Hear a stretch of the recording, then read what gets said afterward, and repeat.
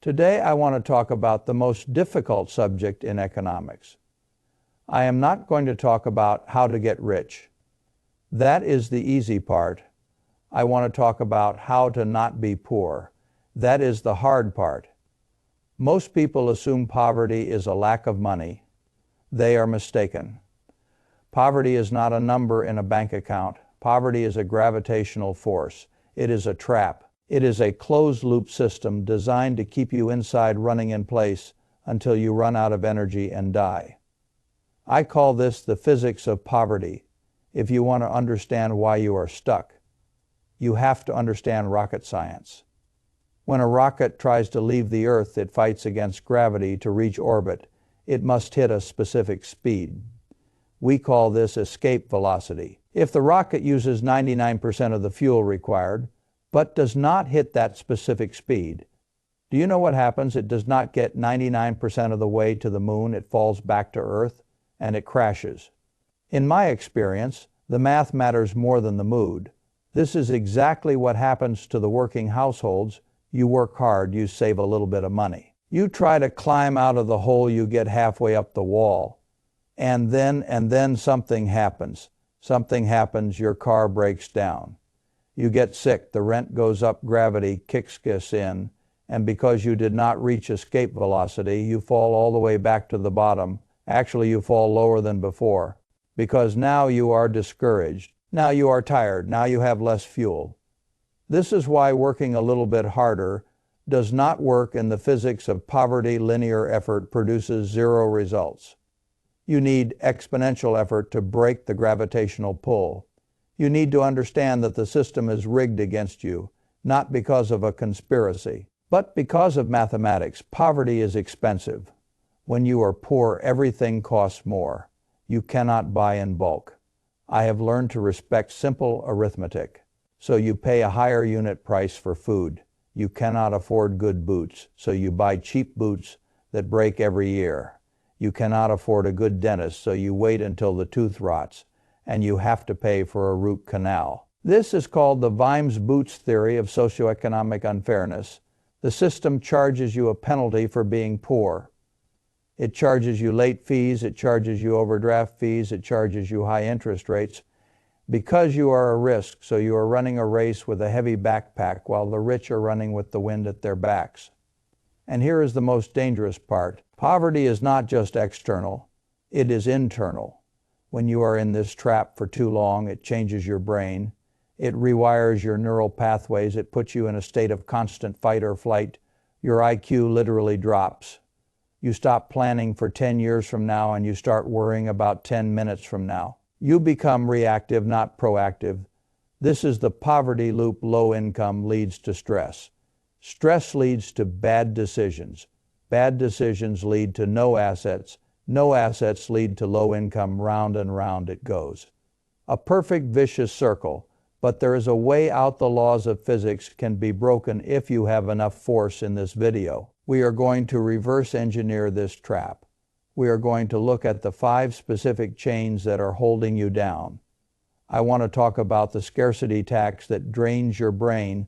We are going to talk about the dopamine trap that steals your cash. I want to talk about the linear income trap that wastes your time. And finally, I am going to show you how to build your own engine, how to generate the escape velocity needed to leave the atmosphere of poverty forever.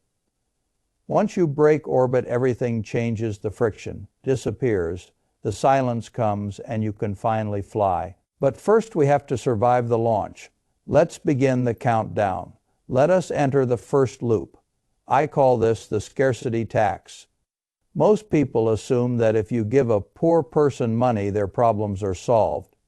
But if you give a lottery winner millions of dollars, they are often broke again within 3 years. Why? Because poverty is not just a lack of cash, it is a lack of cognitive bandwidth. There was a famous study done by Senthil Mullainathan at Harvard.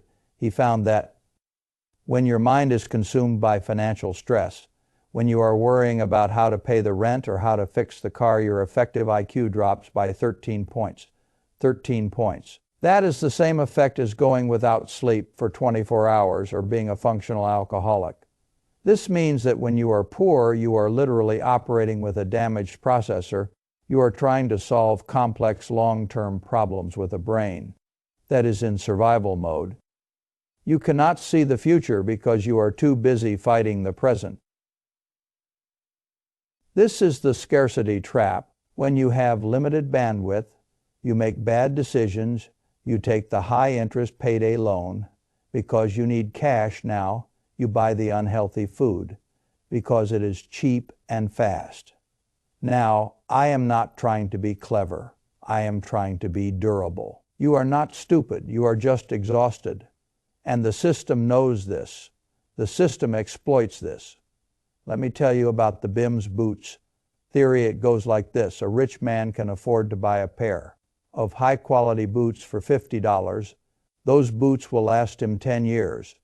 So his cost is $5 a year. A poor man cannot afford $50. He only has $10. So he buys a cheap pair of boots, but the cheap boots fall apart after 1 year. So next year he has to buy another pair for $10, and the year after that, over 10 years, the poor man spends $100 on boots. The rich man spent $50. The poor man spent twice as much money, and his feet were wet the entire time. This is the mathematics of being poor. It is expensive to be poor. You pay late fees. You pay overdraft fees. You pay higher interest rates. You buy small quantities of toilet paper because you cannot afford the bulk pack, so you pay more. Per heat, the system charges you a premium for your lack of capital. I have learned to respect simple arithmetic. So how do we break this first loop? How do we stop the bleeding? You need to build a buffer. Your first financial goal is not to get rich. It is not to buy a house. It is not to invest in the stock market. Your only goal is to save $1,000 or even $500 put in a separate account and do not touch it. This money is for buying back your brain when you have a buffer. The car breaking down is just an inconvenience. It is not a disaster. When you have a buffer, you don't have to take the payday loan. You don't have to pay the scarcity tax. You've stopped reacting to emergencies and you start managing them. That $1,000 buys you something more valuable than gold. It buys you cognitive bandwidth. It restores your IQ. It allows you to sleep. It allows you to look up from the ground and see the horizon. Most people try to jump straight to investing. They skip this step. They are trying to build a skyscraper on a swamp. You must drain the swamp first. You must build the buffer. You must buy the boots that last 10 years. This requires sacrifice. It requires pain for a few months. You might have to live like a monk, but you are doing it for a reason. You are buying your freedom from the scarcity tax. Now we enter the second loop. This is the most emotional one. I call this the dopamine trap. You have probably heard the criticism people say, if you are poor, why do you have the newest iPhone? Why do you buy expensive sneakers? Why do you eat out? When you have groceries at home, it is easy to judge from the outside. But let us look at the biology. When you are trapped in the poverty loop, your life is painful. Your cortisol levels, the stress hormone, are constantly high. You feel small. You feel invisible. Your brain is screaming for relief. It is screaming for a win. When you are under pressure, simplicity is a form of safety. So when you walk into a store and buy that new pair of shoes or that branded handbag, your brain releases a hit of dopamine for a few minutes. The pain goes away for a few minutes. You feel successful. You feel like you matter. This is not spending. This is self-medication.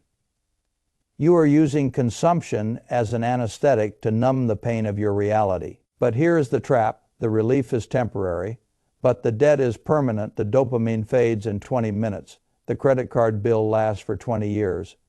This is the fundamental difference between how the rich and the poor view money. The poor see money as a way to buy pleasure. The rich see money as a way to buy freedom. When a poor person gets $500, they think, what can I buy with this? When a rich person gets $500, they think, how can I invest this? We call this assets versus liabilities. An asset puts money in your pocket. A liability takes money out of your pocket. If you buy a designer purse that is a liability, it loses value the moment you walk out of the store. This is about keeping your options, not impressing strangers. If you buy a share of stock, that is an asset. It works for you while you sleep. Most people in the low-income trap are drowning in liabilities. They have the nice car, the nice clothes, the subscriptions, the gadgets. They look rich, but they are bleeding wealth every single day. They are feeding the dopamine monster, but starving their future.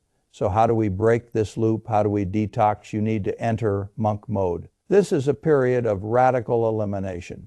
It is not forever. It is a temporary reset for your brain's reward system for the next 6 months. You cut everything. You cancel Netflix. You stop eating out. You stop buying clothes. You drink water instead of soda. I have learned to respect simple arithmetic. You walk instead of taking Uber. You strip your life down to the bare essentials: food, shelter, and basic transport. It will be boring. It will be hard. Your friends might laugh at you. But you have to tell yourself, I am not poor. I am in training. When you stop getting your dopamine from spending money, your brain will start to rewire itself. You will start to find pleasure in seeing your bank account grow. You will start to get high on saving. And that is a different kind of dopamine. That is the dopamine of control, once you realize that you do not need the new phone to be happy. I have learned to respect simple arithmetic. You become dangerous. You become free, because the system can no longer manipulate you with shiny objects. You have broken the addiction now. We enter the third loop. This is the one that keeps you tired. I call this the linear income trap.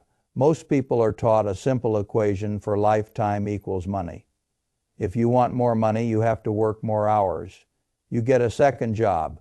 You work overtime. You drive Uber on the weekends. But there is a fatal flaw in this equation. Time is finite. You only have 24 hours in a day, and you have to sleep. This means your income is mathematically capped. There is a ceiling you can never break through, no matter how hard you work. But your expenses are not capped. This brings us to the silent killer of the working household's inflation. Inflation is a tax. That is levied on people who sell their time. When the government prints money, prices go up, the price of bread goes up, the price of gas goes up. But do your wages go up? Not immediately. Wages are what economists call sticky. Your boss waits a year, maybe 2, before giving you a 3% raise. But by then inflation has already eaten 8% of your purchasing power. You are running up a down escalator. And the escalator is moving faster than you can run. So you work harder, you sell more hours, you miss your kid's birthday, you ruin your health, and at the end of the year you are actually poorer than when you started. This is the definition of insanity. You cannot win a rigged game by playing by the rules. You have to change the game. You have to stop selling time and start selling value. How do you do this? You build a skill stack. Most people try to be the best at one thing they want to be, the best accountant or the best graphic designer. That is hard, that is crowded. The secret is to be pretty good at 2 or 3 unrelated skills and combine them. Scott Adams, the creator of Dilbert, was not the best artist. He was not the funniest writer, and he was not the most experienced businessman. But he was good at all 3. And when he stacked them, he became unique. He became exponential. If you are a low-income worker, do not just go get a second job flipping burgers. That is just more linear income. Use your monk mode time to learn a second skill. If you are a construction worker, learn sales. Now you are not just a laborer, you are a contractor who can close deals. When you are under pressure, simplicity is a form of safety. If you are a waiter, learn copywriting. Now you are not just carrying food, you are designing menus that sell high-margin items. You must become a double threat. When you stack skills, you detach your income from your hours. You become harder to replace. You become an asset, not a commodity. The market pays for rareness. It does not pay for effort. If you can be replaced by a teenager or a robot in a week, you will always be poor. You must build a moat around your income. And that moat is your skills stack. Now we enter the fourth loop. This is the hardest chain to break. I call this the social gravity. There is a famous saying, "You are the average of the 5 people you spend the most time with if your 5 best friends are broke. You will be the 6th if your 5 best friends are constantly complaining about the economy. You will be the 6th if your 5 best friends have no ambition. You will be the 6th. Why? Because human beings are remaking machines. We have something in our brains called mirror neurons. We subconsciously copy the behavior, the language, and the mindset of the tribe around us. If you are trying to escape poverty, but you are surrounded by people who have accepted poverty, you are fighting a losing battle. This brings us back to the crab bucket effect. If you put 1 crab in a bucket, it can crawl out. But if you put 10 crabs in a bucket and 1 tries to escape, the other 9 will grab its legs and pull it back down. They do not do this because they are evil. They do this because your success makes them feel unsafe. Your escape highlights their imprisonment when you start your monk mode, when you start saving money, when you start learning new skills. Your old friends will notice, and they will not applaud you. They will attack you. They will say, "Why are you working so hard? Relax." They will say, "You think you are better than us." They will say, "The game is rigged. Why bother?" This is the sound of social gravity. It is the sound of the crabs pulling you back. If you listen to them, you stay in the bucket. You must understand that. Poverty is often a culture. It is a shared story of victimhood. The government is bad. The rich are evil. I have bad luck. This story is comforting. It absolves you of responsibility, but it keeps you poor. In my experience, the math matters more than the mood. So how do you break this loop? You must practice ruthless isolation. I am not saying you have to be mean to your family or your childhood friends, but you have to protect your mind. You cannot afford to spend 3 hours a day listening to someone complain about their life. That is poison. You need to find a new tribe. Now you might say, "But Warren, I am poor. Rich people do not want to hang out with me." That is true. You cannot just walk into a country club, but you live in the age of the internet. You can find virtual mentors. You can spend your time with Charlie Munger. You can spend your time with Einstein. You can spend your time with the greatest minds in history. Read their books, watch their interviews, listen to their podcasts. Let their voices drown out the noise of your environment. When you read a biography of a billionaire, you are downloading their operating system into your brain. You are hacking your mirror neurons. You are choosing to be the average of the authors you read, not the people you live next to. This is how you escape the gravity of your zip code. You build a new neighborhood in your mind. And finally, we arrive at the 5th loop. This is the engine of wealth. I call this the compound void. Albert Einstein famously said compound interest is the 8th wonder of the world. He who understands it earns it. He who doesn't pays it. If you are trapped in the poverty loop, you are likely on the wrong side of this equation. You are paying compound interest. You have credit card debt at 20% interest. You have car loans. You have student loans. The math is working against you every day. You wake up, you are poorer than you were the night before even. If you didn't spend a dime, you are paddling a boat upstream, and the current is stronger than your arms. The wealthier are on the other side. They earn compound interest.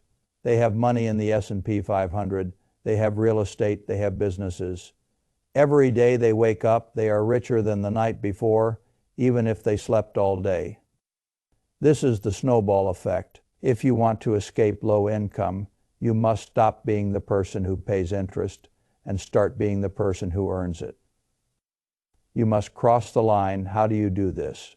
You need to follow the 3 stages of escape. Stage 1, survival. This is where you stop the bleeding. You cut your expenses to the bone. You use your monk mode savings to pay off your high interest debt. You kill the vampire. That is sucking your blood. Stage 2, accumulation. This is where you start buying assets. And I do not mean a house or a car. I mean productive assets. You take $10 a day, just $10, and you put it into a low-cost index fund. You ignore the noise. You ignore the flashy trends. You just buy a piece of the American economy and let it grow. You are building your own snowball. It will look small at first. It will look pathetic. But you must trust the math stage 3 freedom. This is the moment when your assets generate enough cash flow to cover your basic survival needs. This is escape velocity. The moment this happens, you have broken the gravitational pull. You no longer have to sell your time to stay alive. You have options, you have dignity. Now let us review the poverty loop we talked about, the scarcity tax. In my experience, the math matters more than the mood. We talked about the dopamine trap, we talked about the linear income trap, we talked about the social gravity, and we talked about the compound void. These are the chains that bind you. But remember, these chains are made of metal, but they are forged in the mind. The door to the cage is open. It has always been open. The system wants you to stay inside. Your friends want you to stay inside. Your own fear wants you to stay inside, but you have the physics on your side. You have the map. You just need the courage to walk out. That is all. Thanks for watching.